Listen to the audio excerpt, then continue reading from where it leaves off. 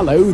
On this tape, I will give you all you need to establish your confidence and to take it into every area of your life. Follow all my instructions fully and completely, and I promise you will experience a tremendous improvement in your confidence and in your life. My videos have helped thousands of people. Now I'm going to help you. I will explain a number of techniques you must use to create patterns of confident behavior. Use these techniques deliberately until they become habits for you. They will provide a framework in which the energy released from your unconscious will be expressed.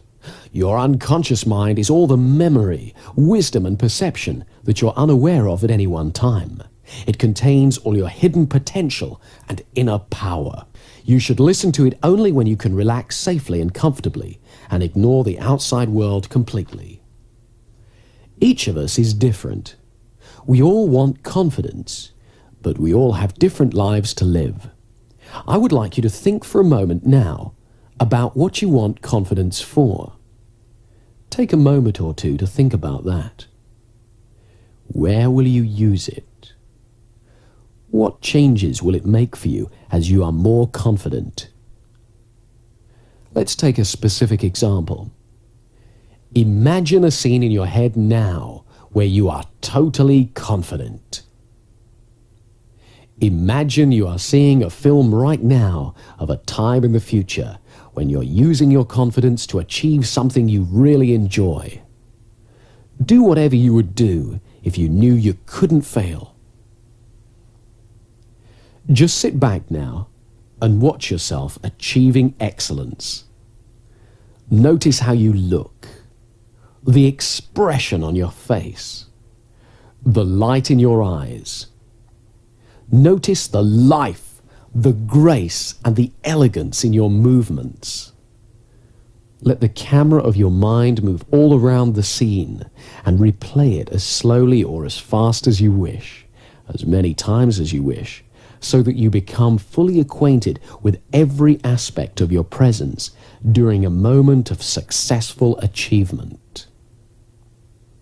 Notice how you're sitting or standing, your expression, and your movement that lets you know that this is a moment of great success. The concentration or happiness on your face, the grace, ease, or commitment of your movements, the sense of mastery. And pay attention here to the sensations in your body, and notice how your body responds to your imagination. Your body responds to all the pictures that are conjured up in your mind, deliberately or accidentally, in exactly the same way. Now, you are going to use this responsiveness. As you continue to visualize this time of confidence, and as you feel the pleasure and power of it, gently and precisely press together the finger and thumb of one hand. It doesn't matter which hand, just do it. Whenever you want confidence, whenever you need to be reminded of your powerful positive potential, repeat that exact same pressure with your finger and thumb and recall this picture vividly and clearly to stimulate you to be fully in your own power and confidence again. By repeating this gesture every time you think of this image and feel these confident feelings, you are creating an association that will allow you to bring these feelings back whenever you want them. Don't underestimate the power of your mind here. Do this simple but powerful exercise and you'll find it gets easier and easier and more powerful every time. You see, the human mind works by association. When we've experienced two things together for a little while, one will automatically remind us of the other. This associational linking is very powerful. For example, I like traveling, so whenever I go to the airport, I feel that excitement, even if I'm just going to pick someone up. The rule is, repetition is the mother of success. So let's just repeat this mental visualization. Remind yourself of that picture of you being successful and confident. It doesn't matter if it's not very clear at first. Each time you do it, it'll improve. Home in on the part of it that makes you feel best. magnify that part. Make it bigger, brighter, louder, bolder, brilliant, richer in your mind. Really feel it within you and around you. And when that confidence is at its peak, press your finger and thumb together again in exactly the same way as you did before. And say to yourself, I am confident. And then relax. You are making that finger and thumb pressure into a signal to your unconscious mind to call up that feeling of confidence and power within you. Practice this imagining for at least 3 weeks every day, and then whenever you feel challenged, you can repeat that exact same movement. Concentrate for a few moments and access your inner state of confidence. Do it 21 times in a row. Olympic athletes the world over have used exactly this technique to prepare to win their competitions. Now you can use it. You see, we're all born with confidence. Babies are confident. They cry and they expect to be fed. They explore and they have no fear. We all have the ability to regain the confidence we are born with. And one of the main things we have to do, which is ridiculously simple, is just to make room for confidence. People who've lost confidence feel fear, and so they often hurry to get past things or hang back and avoid them. They speak too little or too fast. And when they feel awkward because they're doing these things, they have a tendency to do them even more. To let ourselves feel confident, we need 2 simple qualities: patience and flexible thinking. A few years ago, I was giving a presentation at a conference. I was on a panel with 2 other speakers, and while they spoke, I was really enjoying relaxing and being a member of the audience. And so it came as a bit of a shock to me when I was called to speak. I went to the rostrum and looked out and saw a huge room full of people looking at me. All of a sudden, I felt my stomach tighten and my hands went clammy and started to tremble. I was very surprised because I'm used to appearing in public, so I wasn't expecting to feel anything like that. So what I did was nothing. I just stood there and I noticed my feelings. First of all, I noticed my breathing, and I got used to standing where I was. I thought for a moment about what I was going to say and how much I believed in it, and I accepted that my body was excited. I was excited. I didn't have to call it stage fright or lack of confidence. I was excited. And that added a spark to my presentation. Then, when I felt ready to speak, I began. Now, this was a fairly simple little incident, but it shows 3 things. Firstly, you never know when you're going to be surprised, because I had no idea I was going to feel anything like that when I stood up. Secondly, it reminded me of the value of patience. I simply took my time to notice what I felt and got used to it. I didn't rush away from my feelings by diving straight into my presentation in a terrible rush. And when I acknowledged how I felt, it wasn't overwhelming. It helped to notice my breathing and to let that be calm as well.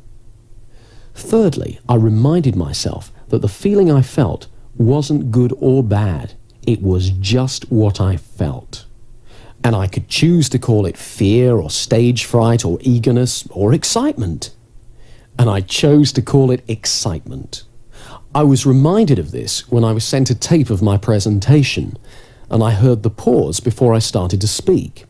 That was the pause I took to make room for my confidence. There are lots of ways you can make room for confidence in your life. In conversations, we can practice confident listening.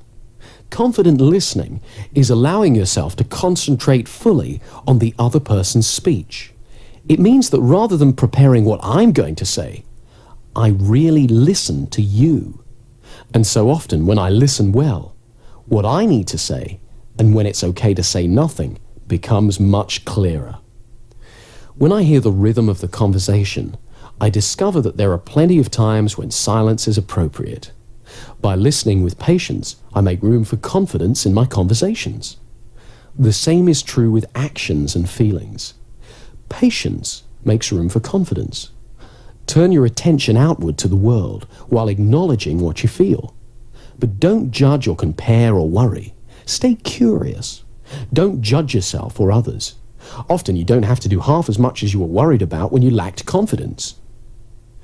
And when it's time to act, what you have to do is clear and simple.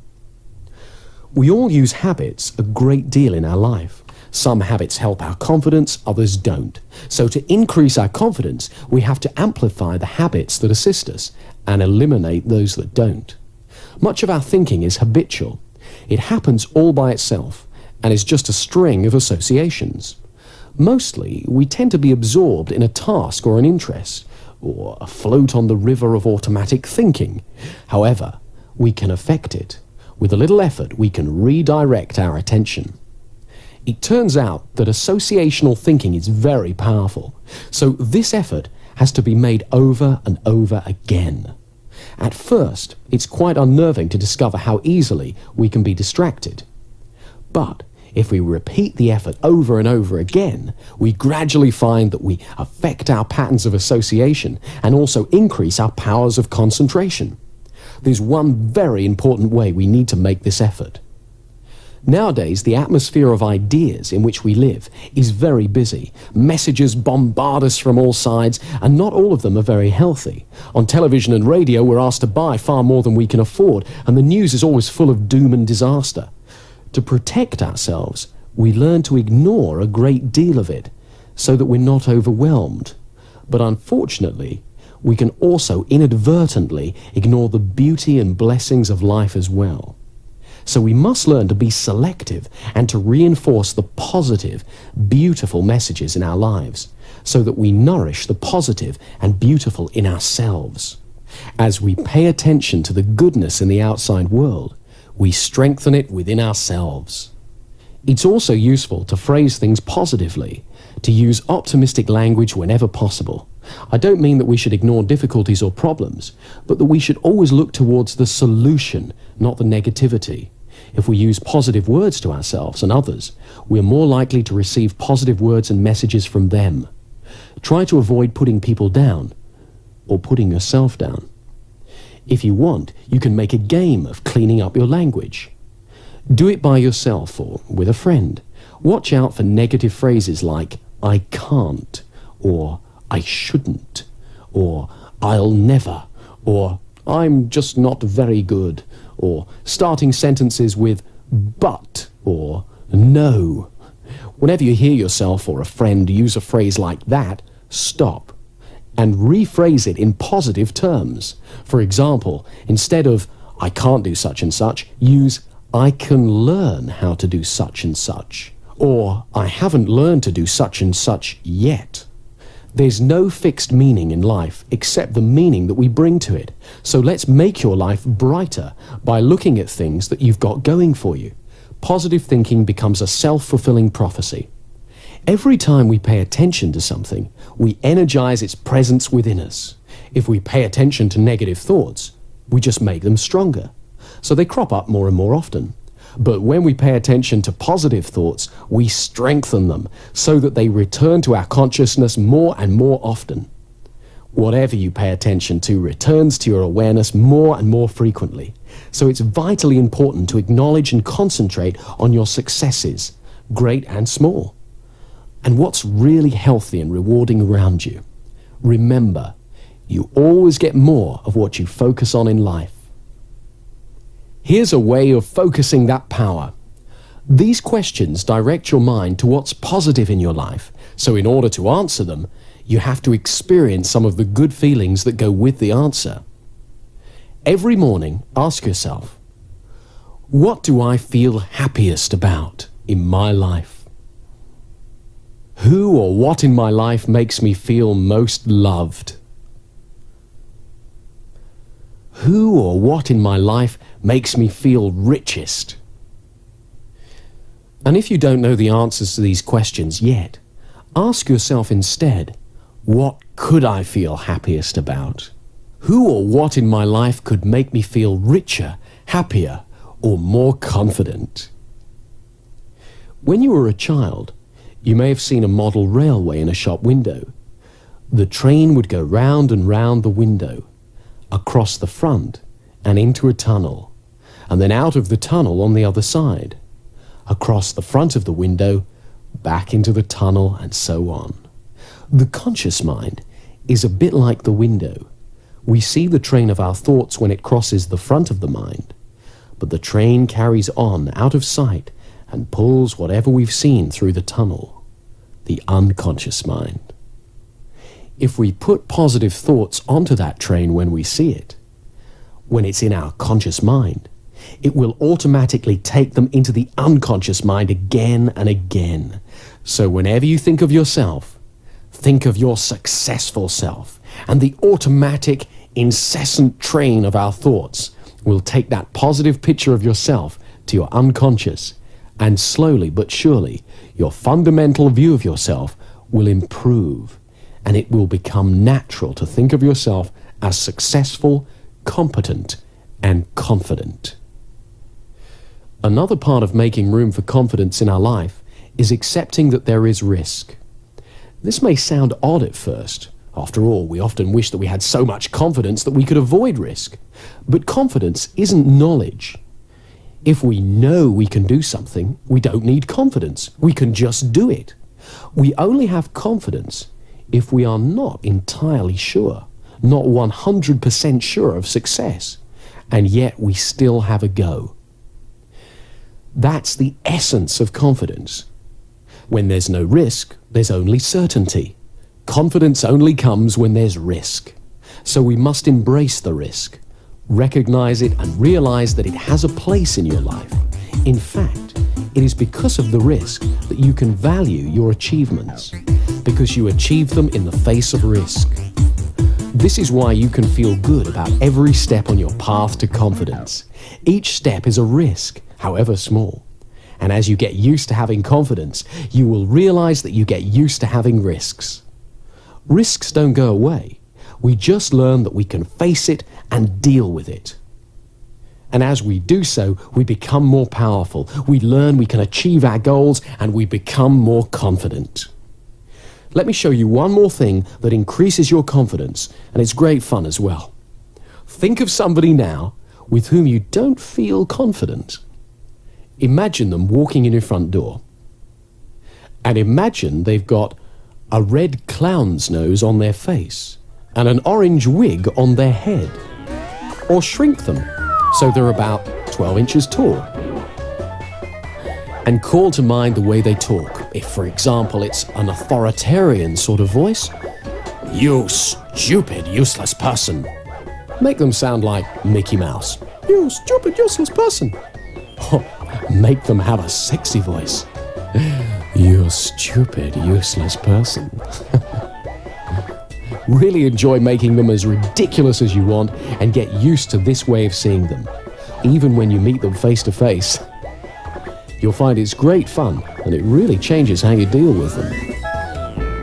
It's very empowering and enjoyable to look forward to the success in our future, and the more we get used to it, the more it happens. I'd like you to close your eyes now and fantasize how things would be in an ideal world. Imagine your dreams have come true. You're doing exactly what you want to do. All around you, you can see exactly what you'd like to see.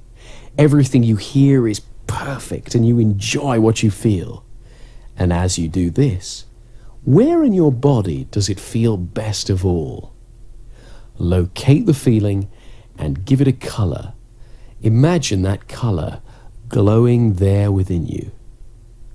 Now, begin to move that color all over your body and spread that fantastic feeling throughout you. Let it permeate your body. Notice how wonderful you can feel just by using your mind like this. Make sure it's around your legs and feet, stomach, chest, shoulders, arms, hands and fingers, neck and face. Make it truly brilliant. Turn up the brightness, feeling joy and energy surging within you. Now double the intensity of that color again and keep that feeling within you. Wonderful, brilliant, bright, fantastic. When you feel good and happy, your non-verbal communications put you in tune with good and happy people, and help other people feel good too, so you create a warm, friendly atmosphere. With this simple exercise, you can actually affect all the world around you. Do this every day and you'll soon notice how it begins to bring out the optimism and enthusiasm in the people you mix with. Remember, happiness and excitement are contagious. So you're going to direct your attention away from comparison with others, away from the barrage of advertising which plays upon fears and insecurities, and away from negative judgments, and steer it towards a positive appreciation of the world and people around you. This inner glow will help you do that. Finally, remember to walk tall. When you've finished using this tape, get up and hold your head up in a comfortable, relaxed position on your shoulders. Let your spine support you. Imagine that a golden thread runs vertically up through your spine and straight up to the sky, and that thread supports you. Let yourself relax, safely held by that thread. This relaxed, upright stance is the natural position of confidence, and it will soon be as natural to you as breathing. So enjoy it. And to give you a rock-solid foundation for your confidence and power, use the hypnotic induction on the other side of this tape every day for 3 weeks, and as often as you want thereafter.